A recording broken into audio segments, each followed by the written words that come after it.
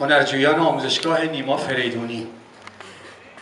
من قبل از هر چیز پوزش می‌طلبم به خاطر تأخیری که در اجرای برنامه اتفاق افتاد. به خاطر ترافیکی است که برای مراسم فوتبال تیم ملی ایران، یک کف برای تیم ملی فوتبال ایران بزنید.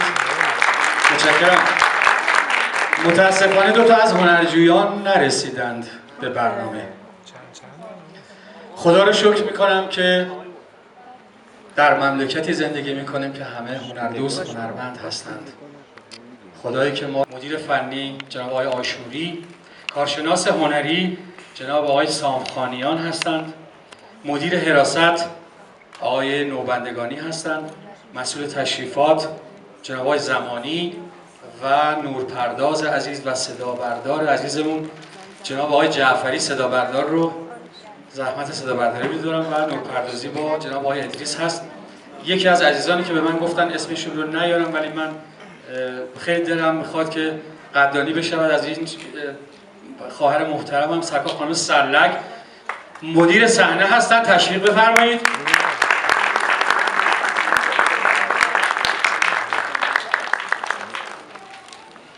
اجرای برنامه رو با کنسرت هنرجویان آموزشگاه نیما فریدونی، 26مین کنسرت آموزشگاه رو قریب 15 سال هست که افتتاح کردن. در این سالها خیلی زحمت کشیدن برای نوباوگان و جوانان و الحمدلله هنرمندان خوبی از این آموزشگاه بیرون آمدن. با همت ایشون به افتخار آقای نیما فریدونی، هنرمند ارزنده کشورمون و هنرمند جوان و با حوصله آقای ایمان ملکی، توجهتون جلب می‌کنم به 26مین کنسرت هنرجویان آموزشگاه نیما فریدونی به افتخار عزیزانتون.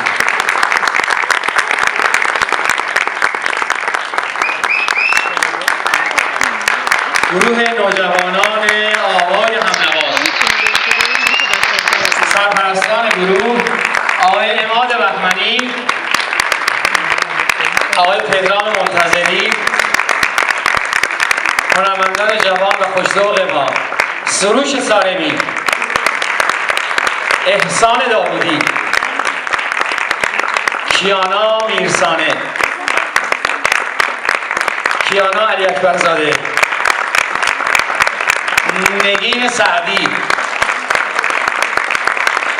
آقای پرهام فخری، ریحانه موسوی. صدای دستاتون برای بچه ها خیلی کمه. متشکرم. کیمیا فرهروز، پرهام پرورده، مرسی. آریا شاکور، خانم غزل شکرالله نژاد، شقایق امیری، سحر ماهان، خانم غزل قربی و دوست بسیار عزیز و کوچک من این رو خیلی دوست دارم، این هنرمند رو، راد نکویی.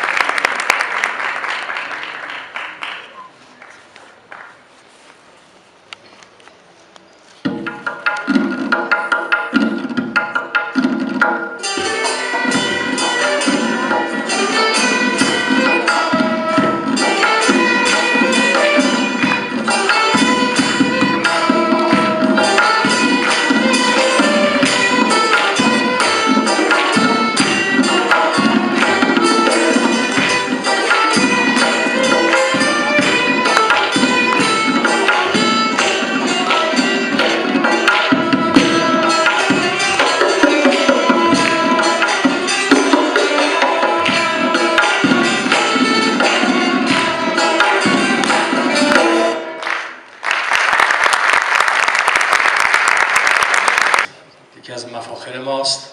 در دنیا ایران رو به این برج میشناختند و هنوز هم میشناسند. ارتفاع این برج 50 متر از اینجایی که بنده در خدمتون هستم هست، از بالا 45 متر